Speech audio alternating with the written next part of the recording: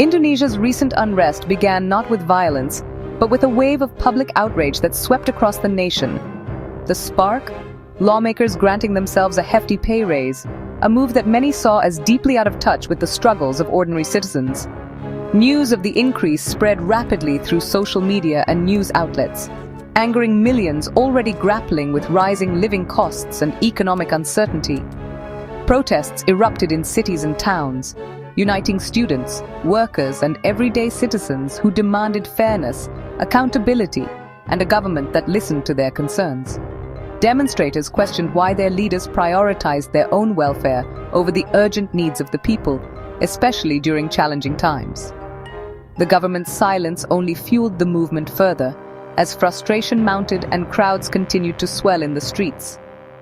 What began as a protest over salaries quickly transformed into a powerful call for systemic change, transparency, and genuine reform. The sense of unity was unmistakable. People from all walks of life, young and old, stood together, determined to make their voices heard and push for a better future. The stage was set for a confrontation that would not only shake the nation, but also test the resolve of its people and leaders alike. The protests took a tragic and irreversible turn on August 28th, when a motorcycle taxi driver in Jakarta lost his life in a shocking incident that would soon grip the entire nation. His vehicle was struck by a speeding police convoy, leaving the scene in chaos and disbelief among bystanders. The driver's death quickly became a powerful symbol of state power clashing with the lives of ordinary citizens, sparking outrage and sorrow across Indonesia.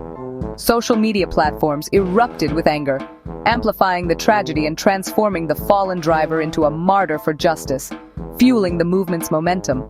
Waves of grief and anger swept through the city, bringing thousands more into the streets, united in their demand for justice and police accountability. The movement's focus rapidly shifted, expanding from outrage over lawmakers' pay to a much broader fight against unchecked state violence and abuse of power. Trust between citizens and security forces was shattered, replaced by a deep sense of betrayal and fear. What began as peaceful marches soon gave way to violent clashes, as both sides hardened their resolve and tensions escalated. The nation now stood on the brink of crisis, with the driver's death lighting a fuse that could not be extinguished, and unrest spreading rapidly. The conflict had become deeply personal for many, and the stakes for Indonesia's future had never been higher. Violence spread beyond Jakarta, engulfing cities like Makassar and Yogyakarta. Fires set by protesters claimed lives, and mob violence led to more deaths. By September 1st, 8 people had died, each loss deepening the nation's grief. Students, including Reza Sendi Pratama, became casualties, galvanizing further outrage. Homes of political figures were ransacked, state buildings torched, symbols of betrayal and anger. Daily life ground to a halt as fear and uncertainty took hold. The unrest left not just physical destruction, but a collective trauma that would linger. For many Indonesians, the protests were no longer distant. They were a dangerous reality outside their doors. The cost was measured in shattered families and a shaken national spirit. The government responded with force and a major concession. Security forces flooded Jakarta, checkpoints and armored vehicles signaling zero tolerance for unrest. President Prabowo ordered decisive action against rioters, while defense officials echoed a hardline stance. Yet, the government also yielded, announcing a cut to lawmakers' controversial benefits. This move aimed to appease protesters and restore calm, but the heavy-handed crackdown risked deepening mistrust.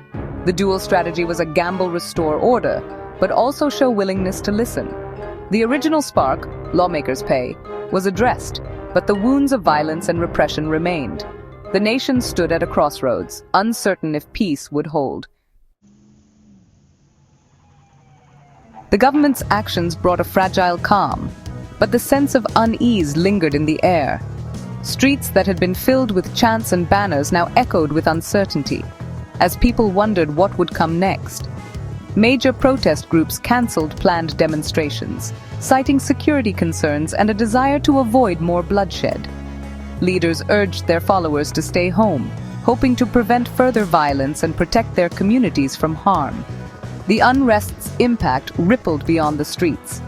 President Prabowo cancelled a key diplomatic trip, signaling the seriousness of the crisis.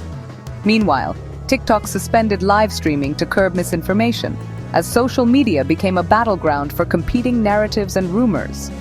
While protests in Jakarta paused, tensions simmered in other cities.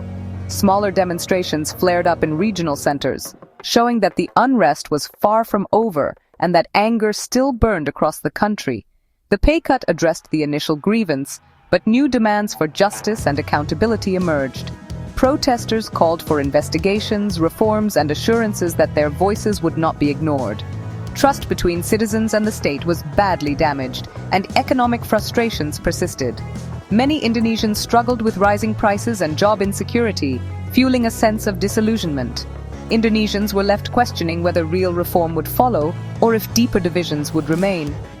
Conversations in homes and cafes turned to the future and whether hope could overcome cynicism. The coming days would determine if this crisis marked a true turning point, or just another chapter in the nation's ongoing struggle for dignity and justice. The world watched as Indonesia held its breath, waiting for what would happen next.